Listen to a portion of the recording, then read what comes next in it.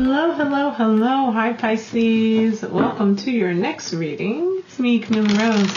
Hit that subscribe button, hit the like button, comment down below. Let me know what kind of readings you're looking forward to or what you want to know more about. I'm happy to do some additional readings there because that is in fact what has inspired this latest reading. I had someone who commented and wanted to know more specifics about their new beginnings that was showing up in the reading.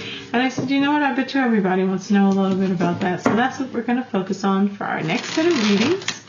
And so let's take a look at what those new beginnings from this eclipse and new moon are bringing towards us for Pisces. All right, so what is Pisces? I feel like it wants to be that card. What is Pisces? There we go. Oh, okay. Ace of Pentacles in reverse. Which is like, how is that a new beginning?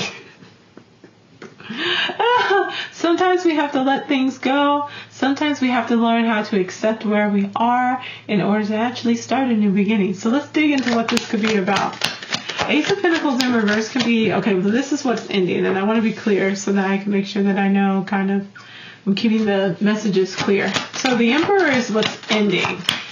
This could be you being in this space where you're kind of having to be very strategic, very practical, make a lot of plans, and just be in a very active role in what all's going on in your life, in the sense that you are the person just making all the plans, doing all the things. There's a lot that came out right here. We'll take a quick look at some of these. Three for sure that will be coming out are going to be these, and the ones that will take just a look-see looks at will be these. So we have the Emperor, and the clarifiers for the Emperor, the Eight of Pentacles. So yes, you've been working really hard. You've been putting in the work. You've been putting in the effort. You've been becoming the expert over what it is that you do. So financially, you're in a really good space within your career, within your financial status, and things like that. While it may not be paying off yet, you have put in the effort behind it. We then have the Emperor and we have the Chariot. So Emperor is Aries energy. It is Mars energy. The Chariot is Cancer. It is the energy of movement, forward progression. So, like I said, you've been putting in the effort and you're seeing things begin to progress. You may officially be moving. You may officially be changing things. But either way, you have this balancing out of going within and realizing that there has to be space for you to look at both your anima, your animus, that unconscious desires that are like driving your cart,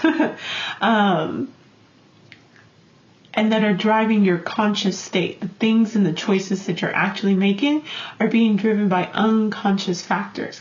And when we look at your next card, the Devil, it's definitely saying and supporting this message that your unconscious is kind of driving the ship right now. It's driving the boat right now. It's driving your car right now. You're in the passenger seat. You're in the back seat. You're passenger princess, okay? So it's time to go ahead and take a look at who's actually in the driver's seat. And so with the Chariot card and the Devil card, there's this kind of push to say that what needs to end is this idea that you're taking a back seat to things. And it might have been because you needed to keep things together so much externally and in your world, you didn't have the space to really allow yourself to be as conscious as you could be. Your ego may have been showing up, as in the conscious part of yourself was showing up, but your unconscious parts of you were the ones that were leading the way, but you weren't aware of it. So especially if you look at the ego cycle, we may think that we are the ones who are really making the decisions, or that the things that we're doing, the stuff that we like, is based off of like where we specifically are. But what we may not realize, especially if we start moving towards things that are really making us feel very tired, very worn out, not very fulfilled, and we start having large emotional reactions, we start being very emotionally activated, we start finding ourselves in connections and relationships that are not fulfilling or that are controversial for ourselves, is that part of that is there's an internal part of you that may not be heard, but is reaching out, driving the boat, driving the car that you may not be aware of. And so we have the Chariot, and we have the Devil card. And so we have this idea of these attachments that we have to perhaps these ideas of who we are, who we're supposed to be. And these attachments are keeping us from really being able to see what these new dreams are, what our hopes, our dreams, our fantasies are. And there's this space of, while you've made this wonderful progression, and we even have 4, 7, 15, the progression through the Fool's journey, there's a sense of, my world still feels small. Like there's still other things I'd like to do, particularly things that would be very emotionally fulfilling for me. And I'm starting to finally get some of that fire within me fired up, back up and going. It is interesting that we have the Chariot, we have the 2 Sphinx, we have the Devil card, we have perhaps the woman and the imp, 2 individuals, and then we have on the 2 of Wands, 2 wands, and one being shorter than the other one. There is a desire that you have that's internal to you, that's showing up and has been peeking its head around the corner, connected to one of your big dreams that you may have been pushing down a little bit because you've needed to really be successful and very strategic in how you move forward. Let's go ahead and look at, so that's the ending. Let's look at what your new beginning is. Yes. So you've been working really hard. I mentioned that. And we have this 10 of Wands, which is saying that in reverse. So there's this space of, So 10 of Wands would normally be that you are almost at the end, you've almost achieved your goal, and you still have these wands, and you're trudging up the mountain to the castle to complete your desire. And then when it's in reverse, there's this idea that you're still kind of picking up, you're still trudging, you're still along your way, but it's also one that's maybe saying that it's time for you, or that you're realizing that all of these responsibilities, all of these wands that you have picked up may not be yours, or may not be the ones that you want. So this Ace of Pentacles, about what could be an ending, may be that you decide to release one of your income streams. It may be that you decide that it's time to just kind of write something off as a loss, especially financially, to no longer invest time and energy and effort into this thing, because what you're finding is that it is connected to a conscious conditioned part of who you are, not towards an unconscious desire that you need to integrate. And it's time for, when you integrate that, you may realize that you have no more interest in this, and that it's time for you to invest that time and effort into something else. We get the 10 of Wands as what it is. It's the new beginning.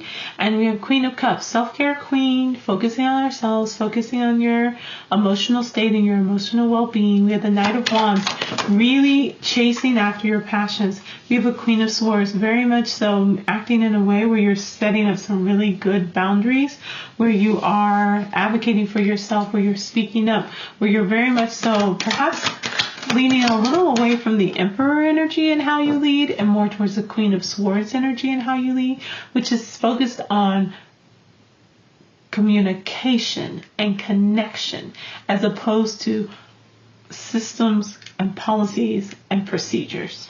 Let's get another clarifier for the Ace of Pentacles in reverse. Yeah, you're wanting to expand, you're wanting to grow, you're wanting to do something different. It definitely was a sign from that 2 of Wands, that 3 of Wands is saying it's time for you to take some trips, to take in new information, to explore, to have a bit more fun with things. And again, to find that equity in your investments. Theirs was not an equal amount of work that was being put in here to maintain this sense of stability. This was something where you were kind of really holding down the fort, and now you're coming into this space where you're realizing that that role as the Emperor may not be where you want. The role of the Emperor may have served its purpose, and you are now in a space where you may want to put something down, release an income stream, release your job, release a space where you're putting in time and investment that is for other people and not for yourself. And in order to do that, you're putting down some of these wands. Or you may really just be having to trudge through these final parts and getting back some of that steam, some of that energy to like push through the end. But I really feel like it's time for you to put something down. Especially something that keeps you from being able to be as free or to have as much creativity as you want, and doesn't give you equal investment of time and energy as what you're putting in. Let's get your outcome. Oof, this is backwards. Let's get your outcome. This Aries energy is showing up strongly in the beginning of yours. Ace of Wands, yeah, going towards your new passion or going towards a passion, putting down some of those wands so that you can pick up ones that are in better alignment for you. Picking up a new passion, Ace of Wands, really kind of taking control of the direction of your will, knowing that there's something that you want and feeling brave enough to grab that and go with it. We have the Four of Cups. Everybody has gotten the Four of Cups. A new opportunity coming in. Are you willing to let go of the past in order to take the new opportunity? It seems with the Page of Wands that you are very much so willing to do that. And from there, you're approaching.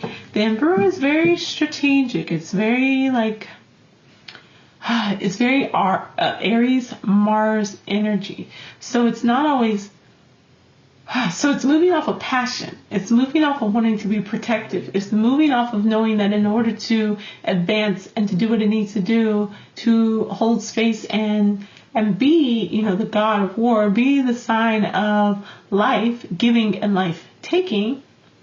In this case, more of the life-giving, there needs to be sustainability. People need systems and programs. They need a way to get food consistently. They need consistent housing. They need consistent access to clean water. They need to not be feeling that their safety is constantly being threatened. So the Emperor takes all of those things into account and decides to be the person who will be in charge of answering and solving those issues related to those questions. And they're saying that their attachment to how you're showing up as the Emperor is not serving you. It is not something that is balanced enough that's allowing for you to also being able to care for yourself. When you have all these queens, Queen of Cups, Queen of Swords, Queen of Pentacles, there's a lot more of you that has been sacrificed at this time and kind of maintaining this stability that has gotten a bit lost, and it's time for that to come to an end. So you pick up this new passion, you decide to take a chance on this thing that could be very emotionally fulfilling for you. You move forward as Page of Wands, you engage with this fiery, creative Wands energy in a new way, as if you were just for the first time diving deep within that inner fire that you haven't seen where that goes. And from there we get a Queen of Pentacles. Like I mentioned, it's a very different way of looking at this idea of abundance and of creation and of stability. The Queen of Pentacles is grounded. She is stable. She is able to care for herself and for others materially. She holds that pentacle in her lap loosely because she doesn't have to be as attached to it, because she knows that there is always more abundance that will be coming forth to her. It is a total shift in how you are mentally engaging with this idea of what's happening in your life and of being this stabilizing, strategic Emperor energy. It's time to maybe rewrite what that means to be in charge, what that means to have sustainability, what that means for you to kind of carry the load. And in that case, that sometimes it is very much so worth it to release something in order to find more of that balance and to give back more to yourself. So, no more self-sacrificing. That is your reading for what is the ending and what is the new beginning for Pisces. If you'd like a private reading, go ahead and send me a message. I'd also love to work with you on your inner work, your shadow work, your dream analysis, and active imagination. And lastly, if you'd like to know a little bit more about your personal astrology, hit me up. I can help you out with that as well. All right, that'll be all. I'll see y'all later. Bye.